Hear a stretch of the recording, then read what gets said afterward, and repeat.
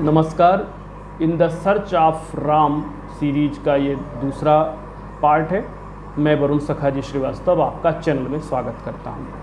क्या अनुराग से वैराग्य उत्पन्न होता है या वैराग्य से अनुराग? ये सवाल बहुत मथने की ज़रूरत है। इसमें ज़रा सी भी कोताही समझिए आपको सतह पर ला देगी। पहले तो वैराग्य और उसकी विविध श्रेणियों को समझना होगा। इन श्रेणियों में वर्गों को जानना होगा। इसके बाद अंततः परम वैराग्य की अवधारणा प्रकट हो सकेगी। यह बहुत व्यापक आंतरिक घटना है। बाह्य रूप से परिवर्तन से शुरू हुई यह क्रिया भी वैराग्य है, परंतु आंतरिक परिवर्तनों से प्रारंभ प्रक्रिया असली में वैराग्य की अलग श्रेणी है।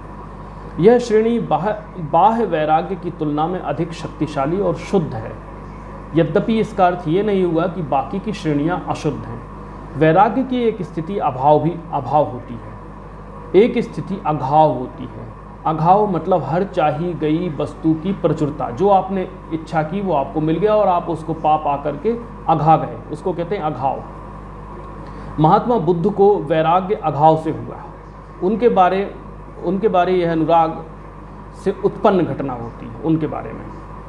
जैसे कि तुलसी का वैराग्य हुआ, ऐसे में यह कहना मतलब अनेक बार यह अनुराग से उत्पन्न घटना भी होती है, जैसे कि तुलसीदास जी को हुई। ऐसे में यह कहना उचित है कि वैराग्य किसी खास हालात का मोहताज नहीं। वह अभाव से भी पैदा हो सकता है और अघाव से भी पैदा हो सकता है और स्वभाव से भी संभाव से भी पैदा हो सकता है और अंततः अनुराग और निराशा से भी वैराग्य पैदा हो सकता है। यह वैरागी हो जाना यानी वैरागी हो जाना सर्वश्रेष्ठ अवस्था तक पहुंच जाना होगा, लेकिन इसकी अनेक श्रेणियां हैं। इस सीढ़ी और हर सीढ़ी अपने आप में ऊंचाई की ओर ले जाने वाली है। भारत के सामाजिक मूल दर्शन और ताने बाने को समझें तो इसमें वैराग्य के सीमेंट से ही जोड़ लगाए गए हैं। यह गृहस्थों में भाग्य स्वरूप प्रचलन में है। मसलन हमें अपनी चाही वस्तु नहीं मिली तो हमने भाग्य मान लिया। जब भाग्य माना तो हम में उस वस्तु के प्रति एक अनुरक्त वैराग्य पैदा हुआ। अनुरक्त वैराग्य मतलब ऐसा वैराग्य जिसमें उस वस्तु के प्रति आकर्षण तो मन में है, परंतु नहीं मिलने की कुंठा नहीं है। अर्थात हमने स्वयं को लूजर के बतौर नहीं पेश किया। भारत के अलावा अनेक पूंजी प्रधान समाजों में यह धारणा बिल्कुल उलट है। हमारे यहाँ विफलता को सफलता के बरक्स ना रखकर भाग्य के जरिए उसे जीवन पर प्रतिकूल होने से बचाया जाता है। पूंजी प्रधान समाजों में स्थिति अलग है। वहाँ विफलता और सफलता विपरीतार्थी शब्द हैं। एक वैराग्य निराशा से भी उत्पन्न होता है, परंतु वैराग्य की शुद्धता उतनी ही होती है जितनी अनुराग से उत्पन्न वैराग्य की। यह ठीक वैसे ही है जैसे मानव मल की बनी खाद डालने से फसल या पौधे लहलहाते हैं।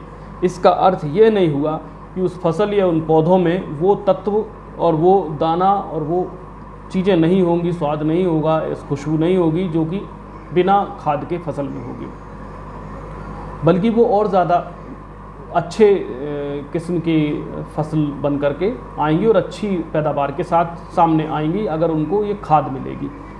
भारत के वांग्मय और सामाजिक चिंतन में वैराग्य की अवधारणाएं निराशा से भी जन्म लेती हैं। जैसे कि किसी की पत्नी का असामयिक स्वर्गवास हो जाए, बच्चे होना, घर में कोई और प्रेरणा भी ना हो तो उसे गृहस्थ बनाए रखे, तो वह क्या करता है, कई बार उसमें शोक से भी वैराग्य जन्म लेता है।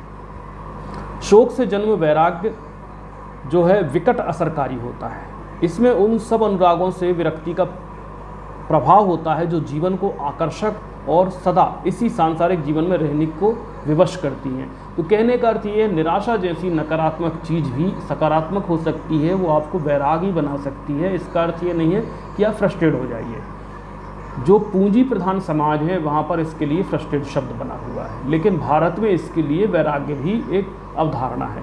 वैराग्य एक व्यापक मनस्व है, मन की स्थिति है, भीतर से घटित, बाहर तक प्रस्फुटित और संसार तक विस्तारित। इसमें मन की भूमिका अत्यधिक होती है। सतत चिंतन, मंथन और मन के निर्णय वैराग्य को प्रोत्साहित करने वाले होने चाहिए, चूँकि संसार बहुत विचित्र और चित्ताकर्षक है। बहुत बहुत शुक्रिया, नमस्कार, धन्यवाद।